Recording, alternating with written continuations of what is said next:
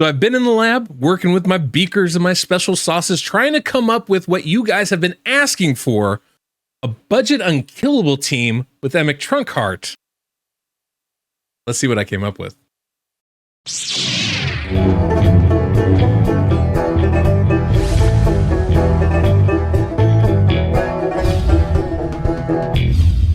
Welcome, I'm the DeadwoodJedi. This is going to be another Raid Shadow Legends video. We are on the test server, still playing with Emic Trunkheart. Like I said, I have been in the lab. I spent the good, 4, 5, 6 hours trying to come up with the budget unkillable team.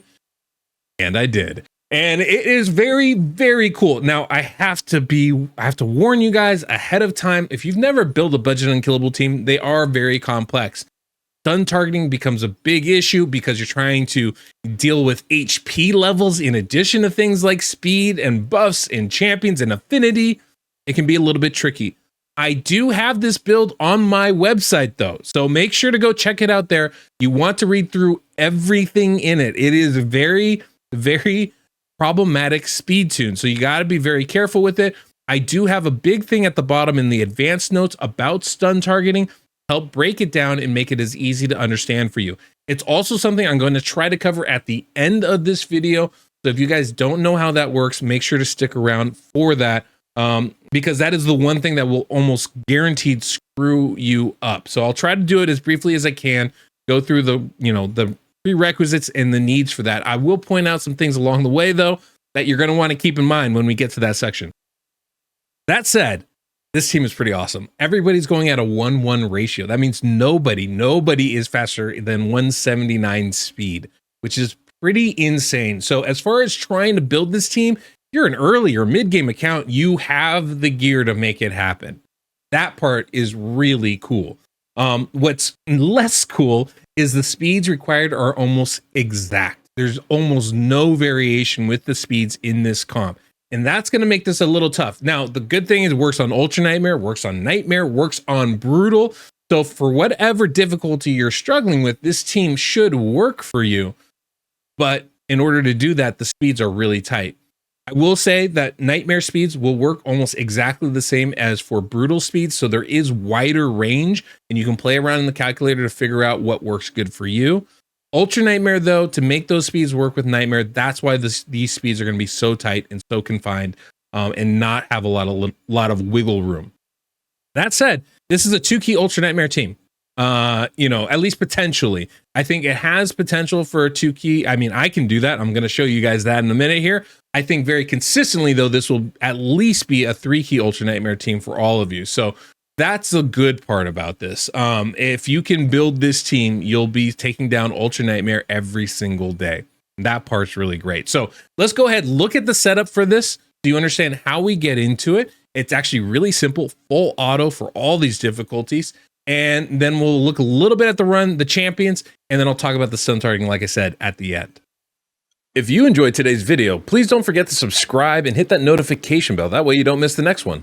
Okay, looking at the champions here, we've got Titus is going to be our stun target. You'll notice he's going a very slow 121 speed and has 36,000 HP. Now, why do I point out the HP? You're going to need your stun target to have a very specific amount, more than Painkeeper, and that's kind of the deal you want. Is like more HP than Painkeeper at these low speeds. It can be really hard for damage dealing champions in this role, but Titus can do it, and so that's going to be great.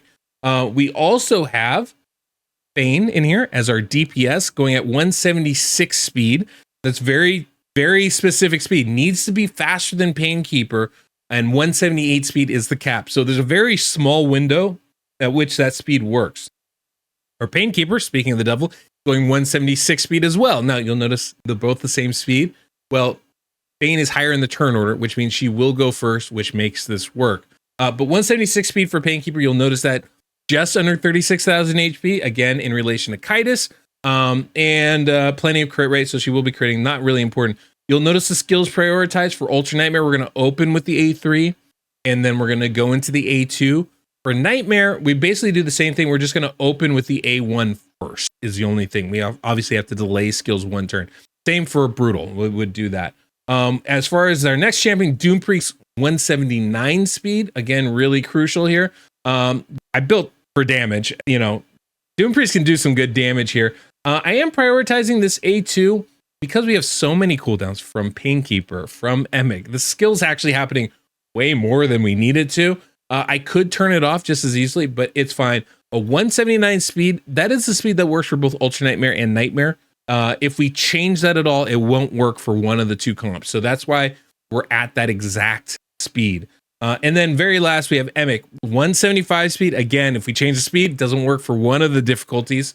But at this speed will work for both. Good. And then, yeah, you can see the skills here. For Ultra Nightmare, we're opening A1 because we're missing the first turn and we need the Unkillable to happen then. So we're A1 opening, and then we're going to actually prioritize Vinequake, the A2 ability, the cooldown ability.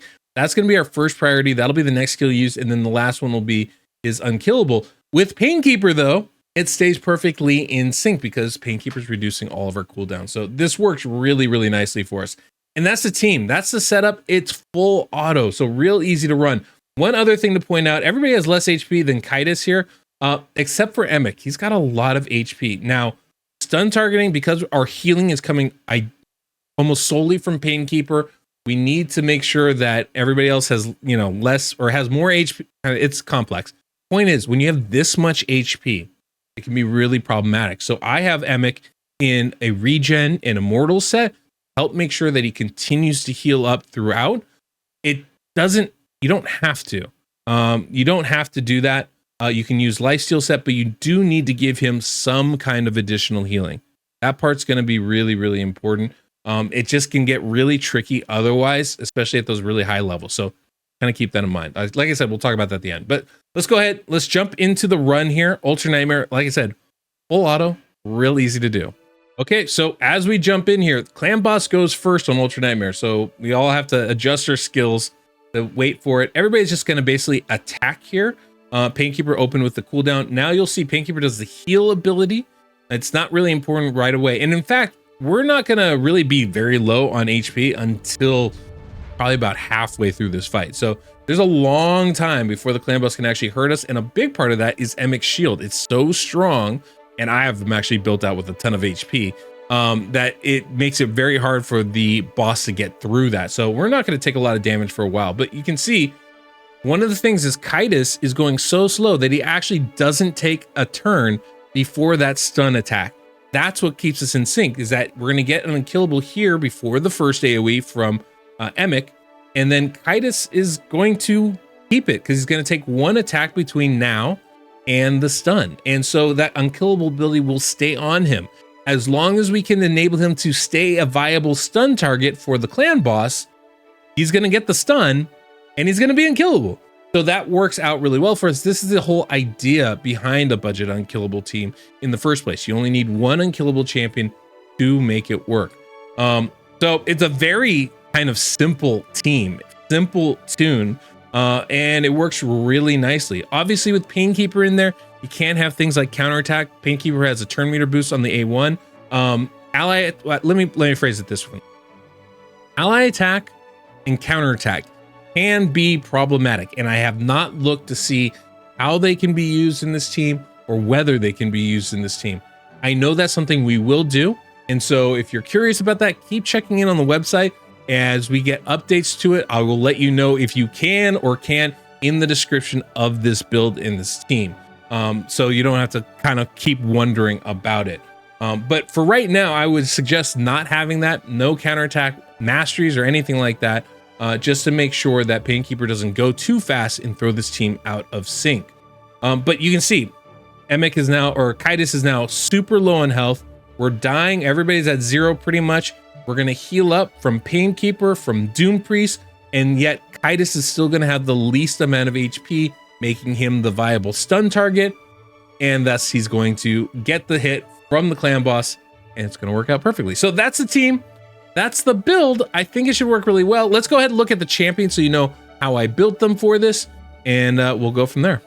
All right, let's take a quick look at the champions here. We've got Emic Trunkheart going 175 speed. That is very specific. I've got him built with 100% crit rate.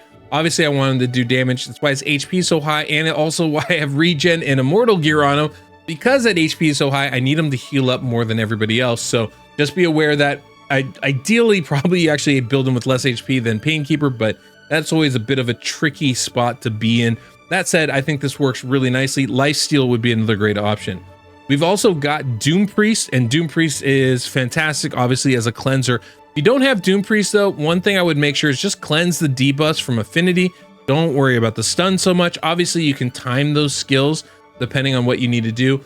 You do need to be careful, though, because we have so much cooldown going on. If you have somebody cleansing like a Doom Priest, so like one skill on a 3-turn cooldown, it's going to happen at odd times because we're getting so many different turn meter or cooldown reduction things going on. So that can actually be a lot trickier. You'll actually have an easier time with somebody that has a 4-turn cooldown reduction, ironically enough. But Doom Priest is going to be great for us. Toxic Set, just to add a little bit more juice to our team here. 179 speed is exactly what you need on this one. Bane is our DPS, going at 176, 177 works as well. Basically just built her for max damage is kind of the whole thing with this role. We've also got Titus as our stun target. Now, Titus, I have 121 speed. That is exactly what you need. This is the only way it works for all 3 difficulties.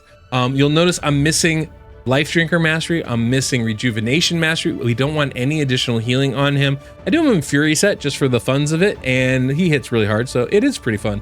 And that's kind of the big thing with that.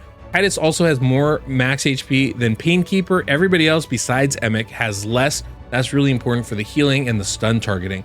And then very last is Painkeeper, who, like I said, has less max HP than Titus. 176 speed, needs to be faster than Emic, needs to be slower than our DPS champion. This fits that mold. I do have in a little Defiant gear just to help make sure it doesn't take the stun. Not necessary, just me being a little bit extra with the gear that I have.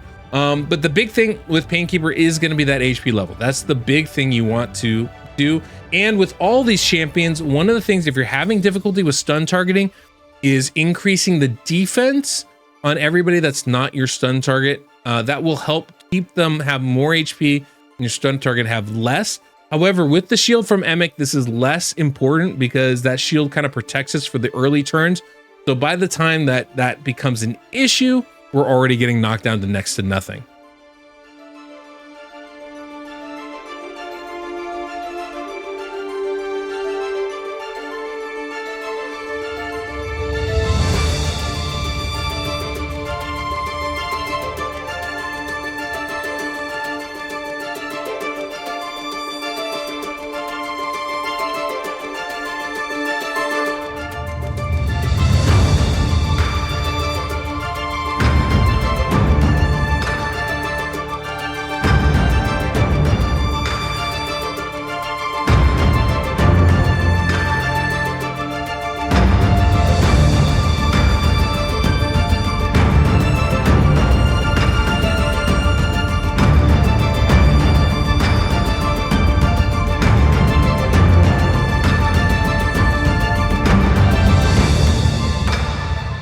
There we go. 41.8 million damage. I mean, that's an easy 2-key team. Maybe not super easy, but it's an easy 2-key team. I'm gonna say it anyway. Easy 2-key team. It is. I mean, I'm really impressed with it. I think that's a really good team.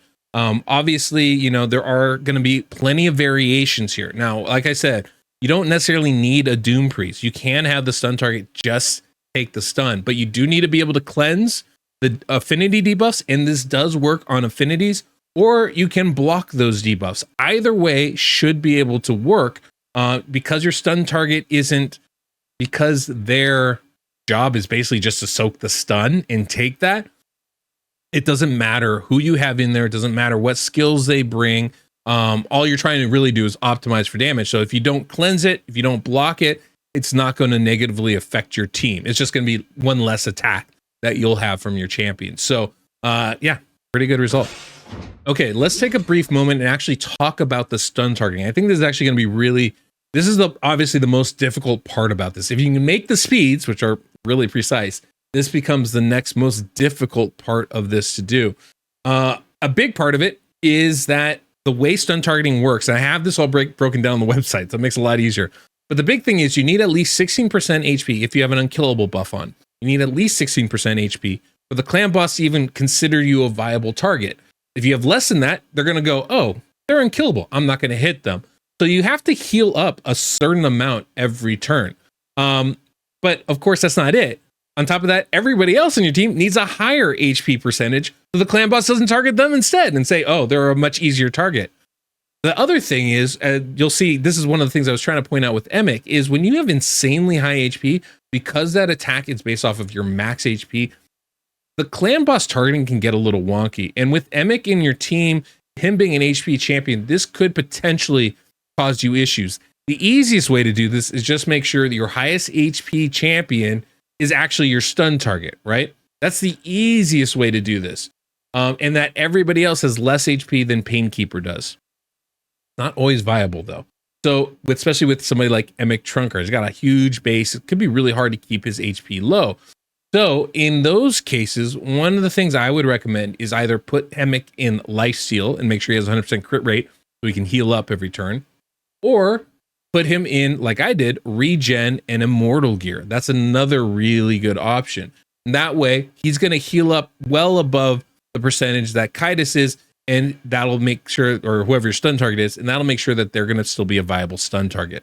The other thing is that beyond all of that, the most important thing is affinity. Clan Boss loves to hit your weak affinity champions or neutral affinity champions. Now, Emic is void, Painkeeper is void, which means the clan boss isn't going to prefer them over anybody. Really, he's going to prefer whoever's weak affinity. So often with these budget unkillable teams is you end up bringing a different champion for the stun itself. And that can be really effective, right? You can have 2 or 3 different champions that are either weak or neutral affinity to the clan boss as your designated stun targets.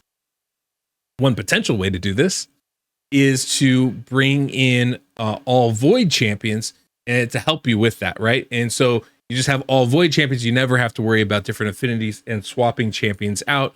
That's always a possibility. Or another way is you can rotate your DPS roles, right? Or your cleanser spot, and make those, rotate those champions. So you can have, say, a void stun target, and then you rotate the other champions around to make sure that they can fill in depending on affinity. So like you could have, like, say, a Bellinor as your stun target, and then you'll have, different affinity champions for your DPS and rotate those through depending, so that they're either strong affinity or neutral affinity and nobody's weak to the clan boss. That's a possibility. So these are pretty typical things. The way this works though is because everybody ends up going down to 0 health. Painkeeper with that A2 does an AoE heal. It's based on Painkeeper's HP. So Painkeeper in this team has like almost 36,000 HP. Because the heal is going to be a flat amount, it's a flat 15% of Painkeeper's HP. Now you can juice that a little bit, put them in a curing set. You can choose, the support masteries that help with that heal. These are things that I did and helps a lot. Because like I said, you need to get to that 16%, right? So if you put them in the support masteries, that should be enough healing, right? To cover everything. But what you're going to want to do is, because that heal is a flat amount, it's actually going to give a higher percentage heal to those with less HP. So, like I have Fane here, who's only got 29,000 HP. And if Painkeeper's healing 15% of his 36,000 HP, let's say it's 16%, because that's kind of what it is, like 16.5. 16% of 36,000, right? That's going to be, what is that? I don't know. It's almost like a 5,000 HP heal, right? So if he's healing 5,000, well, that 5,000 is a much bigger percentage of Fane's 29,000 than it is of Kaitis's 36,000. And so Fane will have a higher HP percentage than Kaitis, my stun target, right? This is also one of the reasons why, Emic can be problematic, because he's so much HP, that percentage heal is much lower on him. So that's why giving him regen and immortal gives him automatically a bigger HP percentage heal. Putting him in lifesteal would do very similar things, right? So that's part of it. Now, I did use a Doom Priest who offers some additional healing. That's not a bad thing. It just adds some more healing. So that's another, way to kind of juice those numbers if you need it.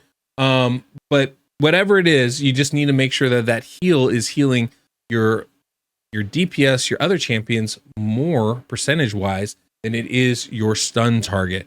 And that's why having your HP levels balanced is going to be really, really important. Just remember that, right? The max HP is going to be the thing. So hopefully that covers it. The other thing, obviously, with Kitus is I don't have any healing on him, right? So I have him in a Fury set. But one of the things we don't have is we're not using Rejuvenation. Now, I could do that if I need to juice Painkeeper's healing a little bit, but I would just want to make sure I have that on everybody, right? But I'm really trying to, I don't have Life Drinker. That's going to be crucial. And I don't have Rejuvenation. Again, you can choose that, but you just want to make sure it's on everybody then. But the big thing is that I need his healing percentage-wise to cover that 16%, and that's about it. I don't need to cover any more because I need him to be the lowest percentage on the rest of the team.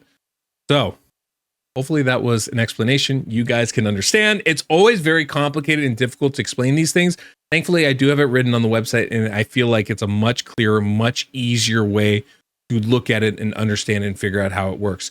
I do not recommend using counterattack or ally attack at this point until we figure out whether that's something that can be used, and chances are it's going to adjust things. Remember, Painkeeper on that A1 has a turn meter boost, so if that happens at the wrong time or too often, that can obviously throw off the tunes. And because everything's so tight speed-wise, I'm very afraid that that's actually going to mess up the run. So kind of keep that in mind. Other than that, I think that's it. I think we covered everything. I think this is going to be a really good team for a lot of you out there. Hopefully it is. Hopefully this is something that you want to build and will help a lot of you that are earlier on in this game. So anyway, threw it out there for you guys. Hopefully it's something there. I'm sure I'll have more videos following up on this if you guys want them. And as we learn more about how this comp works in general. So that's all we got for today. Thank you so much for watching. Please subscribe if you guys haven't already. Hit that like button if this is the kind of stuff that is helpful for you guys. That goes a long way towards supporting me and the channel. That's all we got. Till next we meet, I'm the Deadwood Jedi.